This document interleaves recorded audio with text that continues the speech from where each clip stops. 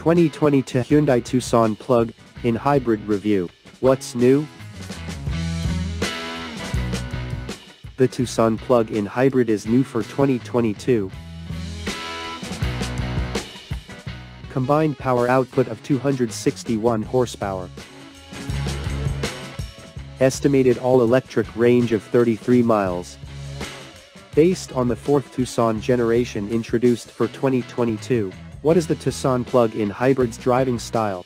The plug-in hybrid, like the Tucson hybrid, outperforms the gas version with faster and smoother acceleration. Our test vehicle reached 60 mph in 7.6 seconds, which is about average for a plug-in compact SUV. The Tucson PHEV's electric motors are powerful enough to get it reach highway speeds without using the gas engine most of the time. When riding completely on battery power, when you press the accelerator hard enough, the engine starts up, but it rapidly shuts down when the extra power is no longer needed. When prompted, the transmission swiftly downshifts. The suspension on the Tucson plug-in hybrid is nicely calibrated, providing comfort in most everyday circumstances, while keeping body roll mainly under control. The steering wheel provides little feel, but the crossover responds quickly to inputs and is easy to keep straight on the highway. The plug-in hybrid has a sport mode that activates the gas engine and makes the steering heavier, but the engine drone becomes bothersome after a while. The less aggressive drive modes are better suited to most situations.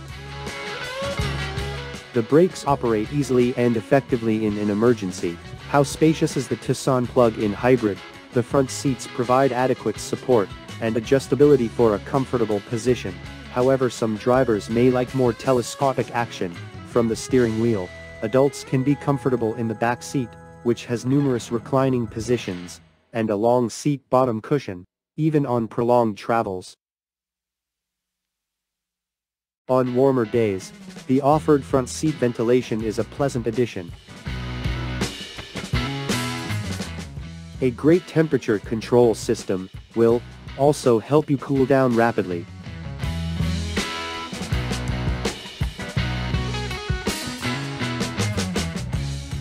Instead of a single auto option, there are 3 low, medium, and high to help you select the perfect fan, speed, and temperature. There's also a diffuse mode, which keeps the cabin at a constant temperature without blowing air directly on the passengers, and significantly reduces fan noise. How is the inside? The Tucson range was redesigned to include touch-based controls for the temperature and entertainment systems. The controls are more difficult to use than they should be, although they are responsive and easy to reach from the driver's seat. The main issue is that the glossy black surface that covers the controls collects smudges and fingerprints like a collection. Keeping a soft towel on hand to wipe the screen and the panel is essential in the Tucson. The interior space of the Tucson PHEV is a plus. Adults will have no trouble sitting in the rear seats. The visibility out the front and sides is good, but the massive rear roof pillars might obscure the driver's vision out back. How's the technology? The multimedia system in Hyundai is simple to operate. Touch-sensitive controls placed near the screen allow you to rapidly access the media, navigation, and home screens. The larger 10.3-inch touchscreen on the Tucson looks nice, but the smaller 8-inch screen on the Tucson offers 2 advantages: wireless Android Auto and Apple CarPlay compatibility, as well as tactile volume and tuning knobs. For some reason, the larger screen necessitates the need of a cable to access the smartphone connectivity functions, and the volume slider can be difficult to use. The Bose audio system is a step up from the conventional 6-speaker configuration, but it isn't particularly stunning. The Tucson plug-in hybrid has excellent sophisticated driver assistance features. The highway driving assist technology maintains the vehicle centered in the lane without bouncing it between the lines, and adaptive cruise control works smoothly to accelerate and slow down with traffic flow. It also doesn't need too much steering effort, making it simple to override the system when necessary. When the turn signal is engaged, the limited model also includes a blind spot warning system that displays a live view of the Tucson PHEV's blind spot on either side. How is the storage situation? The larger battery in the Tucson plug-in hybrid takes up considerable cargo space. The space behind the back seats is 31.9 cubic feet, compared to 38.7 cubic feet in other Tucson variants. But it's sufficient for supermarket errands and the like. The 60/40 split back seats can also be folded down from the cargo area using a handy pair of latches on either side of the cargo space, increasing cargo volume to 66.3 cubic feet. The Tucson PHEV offers a couple useful storage nooks up front, as well as a little bin behind the climate controls that also stores the wireless phone charger. The central bin is quite large, but there is no easy location to store a pocketbook or bag, so those items must be stored elsewhere. The Tucson PHEV offers easy access lower seat anchors and 3 top anchors, one for each rear seat, for those with young children. There is also enough room to fit any type of car seat without difficulty. However, to fit a rear-facing seat comfortably, the passenger may need to slide forward somewhat, but not too far. How about the fuel economy? The Tucson PHEV logged 29.3 miles of range on our test route, utilizing only battery power. This falls short of the EPA estimated 33 miles of electric-only range, but it's still adequate to make quick errands or most commutes gas-free.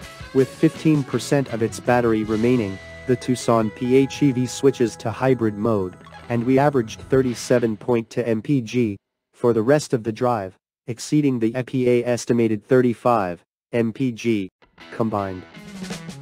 Is the Tucson plug-in hybrid an excellent buy? The Tucson plug-in hybrid costs significantly more than the normal Tucson and Tucson hybrid, a gap that is tougher to make up because the PHEV no longer qualifies for a federal tax credit as of this writing.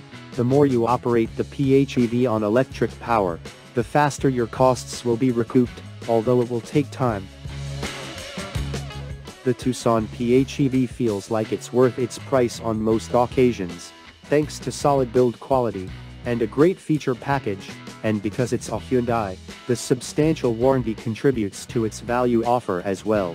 Powertrain and battery components are covered for 10 years 100,000 miles, and 3 years 36,000 miles of free scheduled maintenance are included.